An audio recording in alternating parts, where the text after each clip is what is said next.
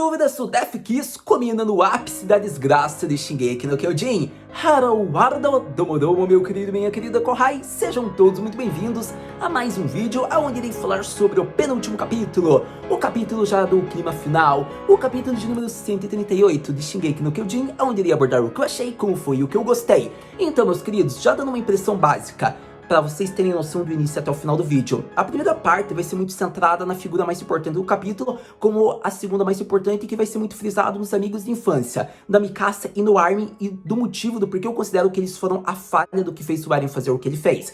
Então fique ligado, preste atenção que a gente vai falar muito sobre isso. Para todo caso, eu ainda vou falar sobre demais cenas, como os Titãs Irracionais, o exército de última hora do Eren. Eu acho que não foi tão ruim como está sendo apresentado. Muitos podem criticar o Eren, mas esquecem do que ele havia avisado o pessoal antes deles partirem para o ataque. Então isso foi uma consequência da vitória que eles tiveram. Você vai entender até o final do vídeo. E para todo caso, vamos falar depois do último capítulo o que podemos esperar, porque possivelmente pode haver uma nova Titã Fêmea. Então fique ligado. Mas para todo caso, eu diria que eu gostaria do like de vocês, o compartilhamento e, obviamente, o comentário bacana de vocês sobre o que vocês estão achando desse capítulo, porém, tendo visto o vídeo, discordando, concordando da minha opinião, o que vocês acreditam, o que foi bom, o que foi ruim, o que foi uma desgraça, o que foi uma tragédia desse capítulo. Mas, para todo caso, acredito que temos muito ponto para falar desse capítulo, porque eu diria que o Armin foi aquele potencial incompleto, ele não conseguiu exercer tudo que lhe foi dado,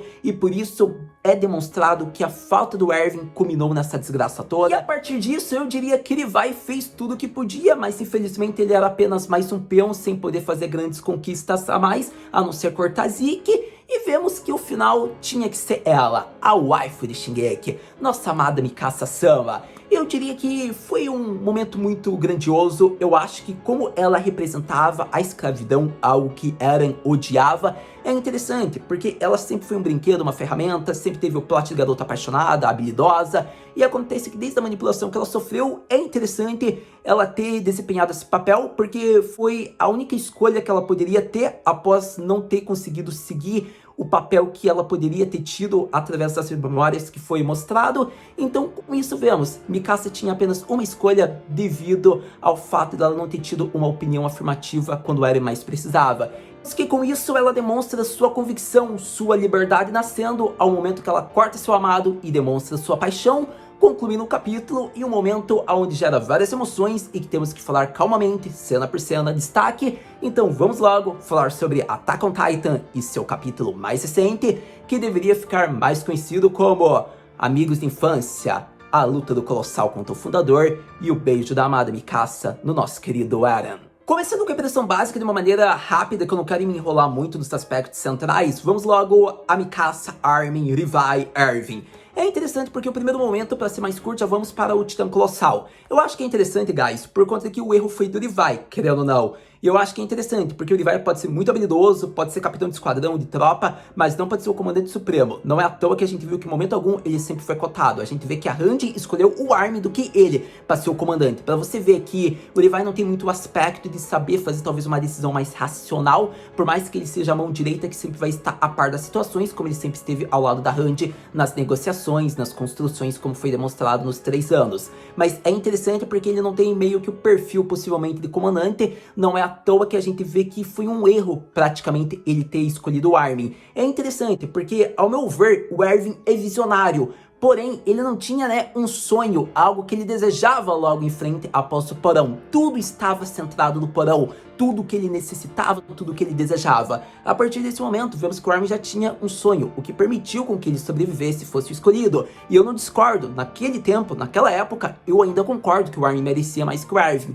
Porém, após esse momento, vemos que, de certa maneira, foi um erro ele ter sobrevivido do que o Erwin. Afinal, como eu disse, o Erwin poderia não ter algo grandioso após o porão, mas ele poderia pensar em algo futuro após estar vivo e ver as consequências do porão. É interessante isso porque ele é visionário. Muitas das situações que ocorreram poderiam ter sido mudadas ou modificadas. Até acredito que Eren poderia ter se arriscado no plano que ele fez contra Marley. Porém, muitas das situações teriam sido mudadas se Erwin estivesse lá. Muitos acontecimentos poderiam ter sido mudados.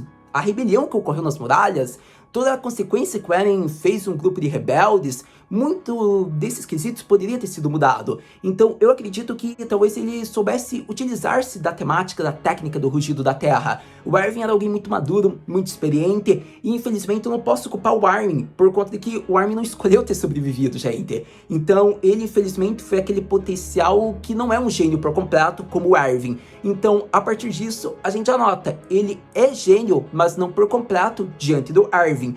Então, a partir desse momento, a gente vê que foi uma grave consequência, uma das falhas foi Armin ter sobrevivido do que o Armin. Então, se quiser culpar alguém, culpa o Levi. Mas, para todo caso, tendo apresentado um pouco a primeira temática, que eu acho que girou em torno de tudo isso, as consequências, foi a falta de um líder, de um comandante, porque a Hanji não tinha aptidão para ser a comandante central, ela mesma admite isso.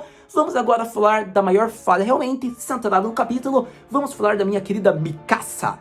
E eu diria que chegando no ponto principal do capítulo, vamos logo falar de Mikasa e Eren. É interessante, meus queridos, porque eu acho que por mais creepy que tenha sido aquele beijo, é interessante que demonstra a liberdade dos sentimentos de Mikasa. A partir do momento que ela pode ter vencido a maldição dos Archmans, tendo se libertado, matando seu amado, ela pôde demonstrar todo o amor e paixão que vinha de seu coração e não algo que foi feito da manipulação, fruto da maldição. É interessante porque a minha perspectiva desse beijo é algo meio trágico, romantizado que o Isayama Sensei quis demonstrar. Não é algo que vinha da maldição, porém ela tinha que fazer o ato de matar seu amado para poder dar o beijo da liberdade. Afinal, ela tinha que demonstrar que ela tinha sua própria convicção e assim ela poderia demonstrar seu amor. Pelo menos é isso que eu sinto. E é interessante por conta de que esse beijo foi fantástico. Eu acho que a atmosfera que o Isayama fez foi bacana. Mas o meu maior problema é com a possível conivência da Mikasa. E por que eu digo isso? Muitos podem pensar que eu tô muito errado, por conta de que ela sempre fez lado dos Vingadores do Balacobaco. E realmente, porém, a gente sempre via que ela sempre estava incerta. E quando o Eren mais precisou de uma opinião, de algo, ele pergunta o que ela nutre por ele, ela não sabia o que falar. Ela não tinha, digamos que, uma resposta. Ela não sabia seus sentimentos, ela estava confusa, ela considerava ele da família. Ela não conseguia visualizar o seu amor verdadeiro, por mais que suas atitudes já tivessem demonstrado isso há muito tempo. E é interessante porque, a partir desse momento, é a maior falha da Mikasa, por conta de que ela poderia ter evitado tudo isso a partir do momento das memórias que foi mostrado de uma linha alternativa, caso ela tivesse falado para o Eren que eles deveriam fugir nesses 4 anos restantes.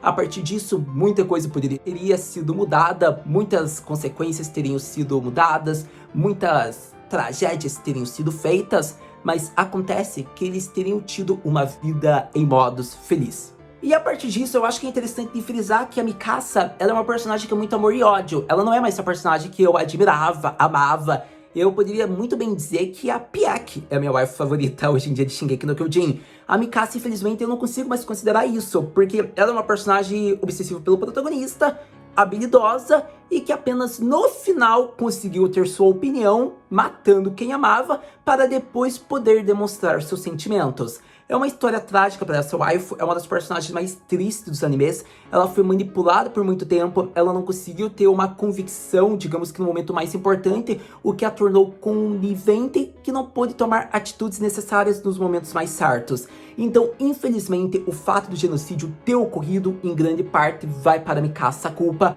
devido à consequência dela não ter falado nada com o Eren. E é interessante porque as memórias demonstram a vida deles. Eu acho algo muito bacana, que eles teriam tido uma vida muito da hora de casal ali. Não tem nada assim muito carnal que a gente vê, nada de bebê, nada de beijo. Mas é interessante porque é uma vida dos dois juntinhos, realmente como se fosse um casal. Porque se fosse só uma família, o Armin tava colado com eles. Mas não, é uma vida de casal. É interessante isso, era o que a Mikasa tinha que ter falado. É interessante isso que é demonstrado nas memórias, digamos que dessa linha. E infelizmente é algo, né, que não ocorreu, né, devido à falha da Mikasa não ter tido uma atitude no momento mais certeiro. Porém, quais consequências ele teriam ocorrido? Afinal, Paradis teria sido destruída por inteiro? A gente veria Eren ter feito alguma outra conquista? Ou outra pessoa iria conduzir o rugido? A gente não sabe, porque daí não teria mais Ikki. Então fica difícil de perceber. Praticamente eles teriam desistido da ideia temática do genocídio, só que a gente não sabe o que iria acontecer com os Herodianos, então é algo muito imprevisível. Porém, o foco é frisar que Eren e Mikasa ficariam bem, mas ainda assim teria tido muita tragédia. Então eu diria que, por pior que seja, o genocídio foi necessário, talvez, para uma reconstrução do mundo.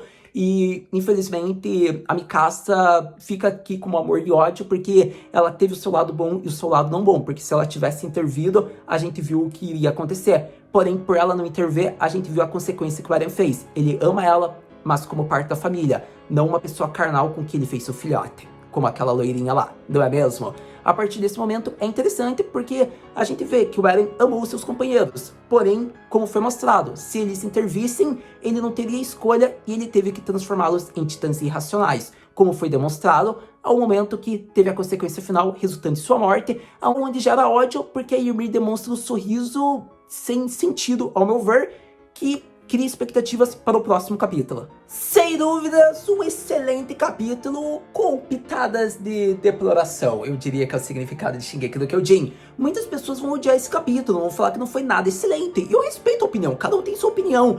Porém, na minha perspectiva, eu acho que é bom que seja tragédia. É bom que seja praticamente um clima infernal. Shingeki não tem que ter final felizinho, poder da amizade. Não tem que ter isso. Shingeki no Kyojin não tem que me vir com essas ideias. Eu ainda acho que o Armin foi sortudo de ter sobrevivido, pra minha opinião, ser sincera. Mas, para todo caso, eu acho que foi um capítulo bom, gente, por conta de que a forma como os herodianos que estavam em Marley viraram titãs irracionais.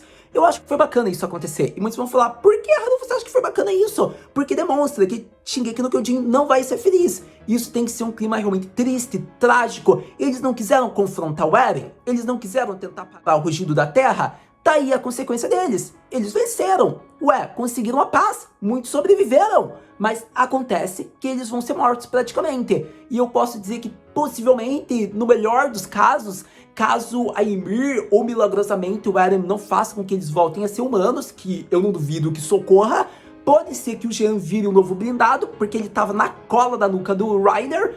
Pode ser que a Gabi vire a nova fêmea, por conta de que eu não sei a relevância que essa personagem tem aos olhares do Isayama Sensei, mas é difícil de prever o que pode ocorrer. São especulações agora que podem surgir, caso realmente sobreviva algum ou outro. Afinal, a liberdade do Eren é algo que possivelmente pode ser mais demonstrado no próximo capítulo, embora eu ache difícil. Mas e o significado das ações de Ymir? Afinal, se percebermos, ela concedeu, digamos que, seu poder e ajuda para o Eren. Porém, a grande questão da Ymir é que ela tem uma intenção oculta. Sendo assim, ela também permitiu que o Zeke tivesse facilidade em fazer com que os titãs originais retornassem para apoiar os Vingadores do Balacobaco. Então, a partir desse momento, eu espero ver mais dela, porque o Eren poderia ser reconstruído, mesmo tendo sido cortado. O Isayama Sensei não vai fazer isso, mas ele poderia, afinal, senão ele já tinha sido morto pela Gabi. E acontece que ele conseguiu, a Ymir poderia fazer isso novamente, mas é aí que a gente vai ver a intenção dela. Então a surpresa ocorre com a expectativa, afinal a pergunta surge,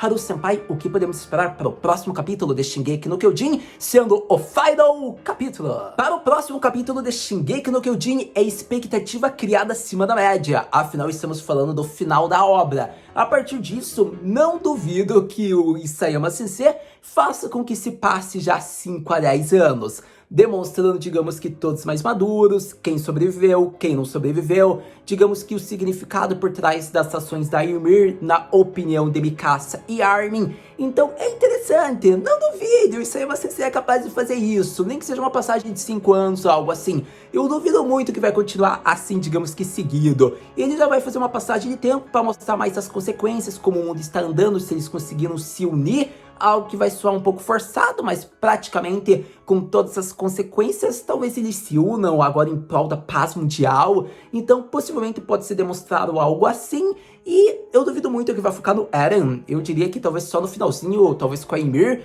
por conta de que possivelmente eu duvido que seja um sonho. Isso não vai ocorrer. Mas para todo caso, memórias passando para o Kid Eren, que era algo que eu falei no vídeo anterior, hoje em dia eu já acho difícil. Eu acho que o Isayama Sensei quer mostrar realmente a morte do protagonista, quer mostrar talvez o significado da intenção da Ymir, o significado da liberdade do Eren pairando sobre aquele momento, e possivelmente ele quis dar mais um destaque para a Mikasa. Eu acho que a liberdade dela, o significado de suas ações, que foi demonstrado nesse capítulo, e o futuro dela. E possivelmente, talvez a gente veja Gabi, agora humana, tendo virado uma das 9 titãs, como Farrakhan juntos, sendo um casal. Mas para todo caso, tem muita coisa que ainda pode acontecer, muita expectativa criada, e que é bom a gente esperar, mas logo logo a gente vem aqui conversar. Até lá, muito obrigado por ter visto esse vídeo até agora. A gente se vê no próximo vídeo de Shingeki no Kyojin Matana.